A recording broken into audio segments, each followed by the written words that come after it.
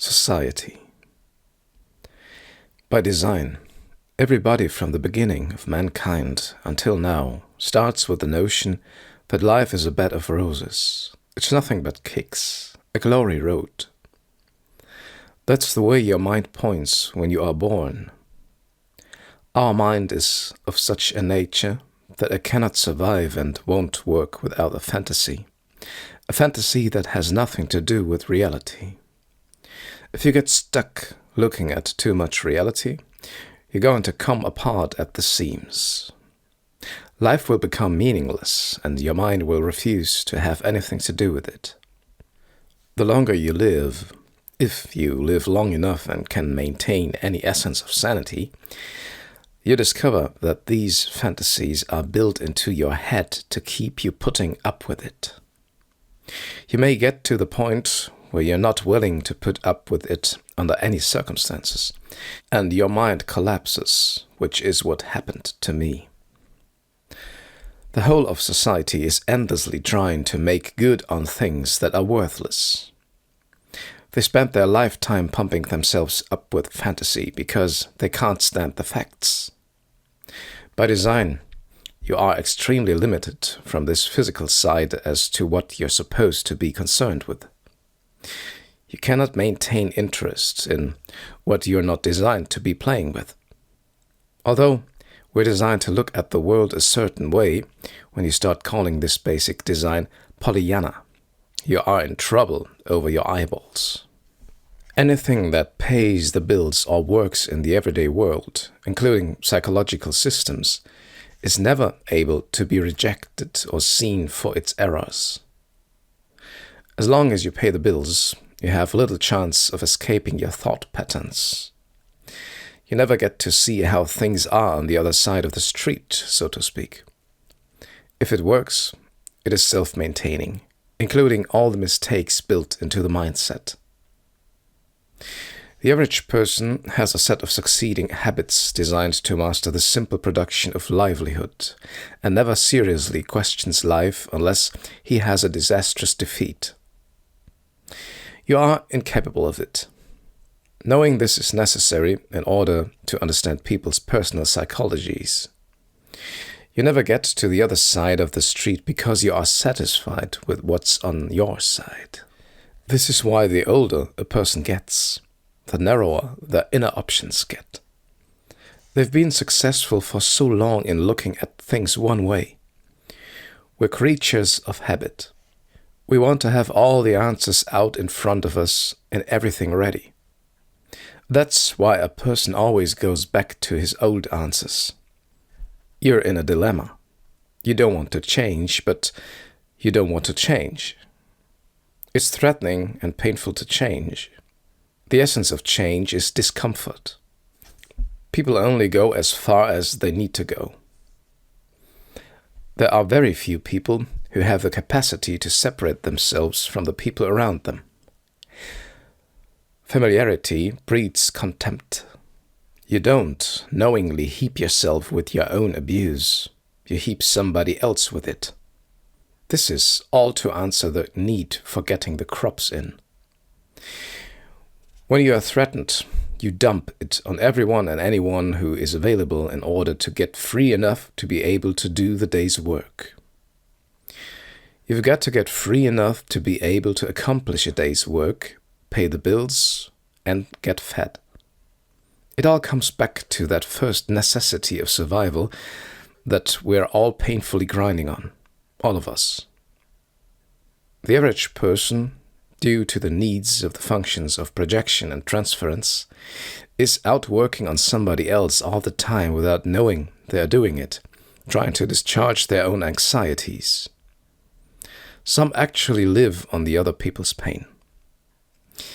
It's what keeps them going and how they get their feeling of effectiveness. Their unconscious reactions come out as sadism, which gives the person enough of a day-to-day high to keep going. Transference, projection, and the like obviously work, because they keep people out of the booby hatch. People keep to themselves because of the threat of being blown out of their own mental cocoon. People who can't stand to have other people in their home or go out in public are on such a tight little island because they are sitting on the killing urge. They feel so terribly threatened that they have to go to all of these extremes to keep from killing something. They have to walk in a tight little circle. You may not be as fragile when you get out of childhood and adolescence, but no one is autonomous. Can you actually say you can get by without any good experience? You never get autonomous from your family. Your family extends into your peer group, and you die dealing with your family and peer group. The only thing you have to take into the foray is the mindset that was cast upon you as a child and that you cannot change. If you like a person, you are inclined to show it to them. While some people avoid others, some see their solutions in others. With a security-seeking type of person, you are always being tested. They are incapable of a level relationship with somebody. They can only be inferior or superior. It is because of their desire to work out of the environment the factor they need to feel secure.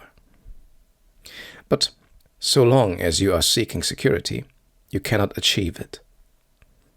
This is a broad-based characteristic in many people and, oddly, nearly has become the basis of our society. You are in a social circumstance so long as you still remember your last face-to-face confrontation or are under the influence of it. Your entire being is affected. This applies whether the confrontation was verbal or non-verbal. The point is that you have to become aware that so long as you are within eyeshot or earshot, you are constantly being affected by the internal condition of those around you. If they have no idea of their internal turmoil, then it is left for you to deal with, which is how most people get along. If the average person's mind was hooked to a loudspeaker and you could hear what went through it, you would probably look for the highest building around so you could be dead the first time. You are walking around in a reality that is the production of this common consciousness. There are very few who understand the functions that the mind is trying to fulfill and maintain.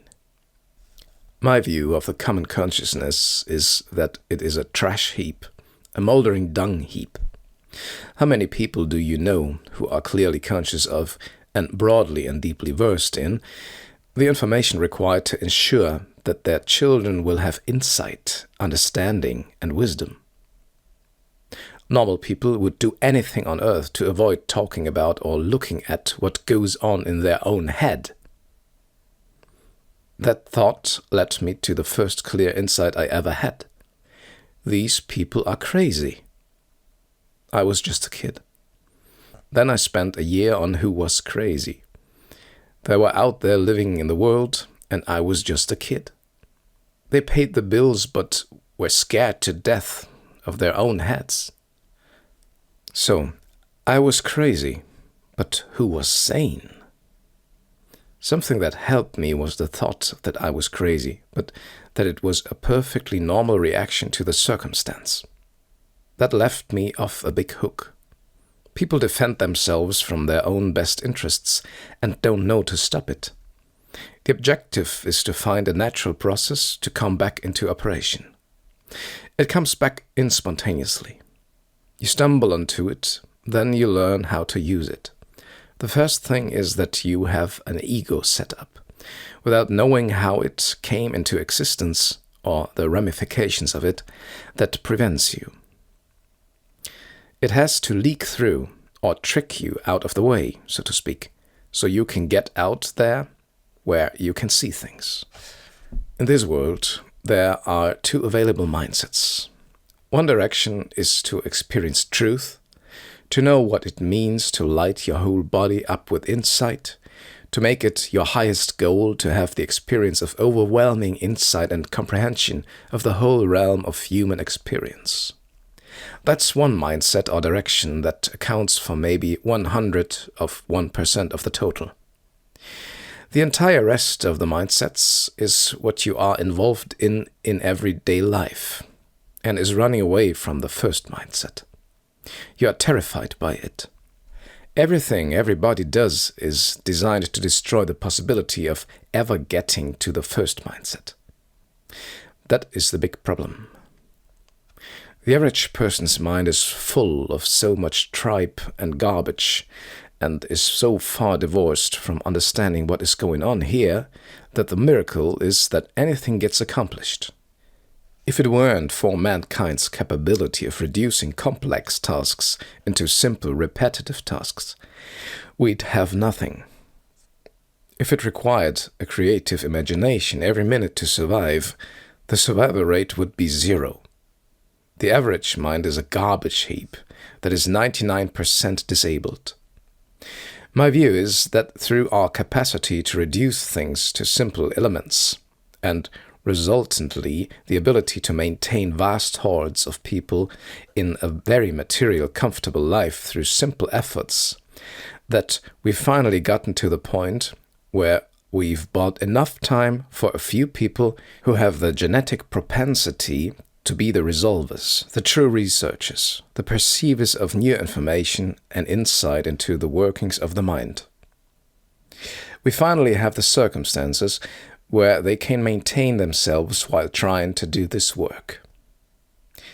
If we survive without a nuclear war, which I don't think we will, but if we should happen to, and get another 300 years or so of working on consciousness, we will have, in fact, the Garden of Eden.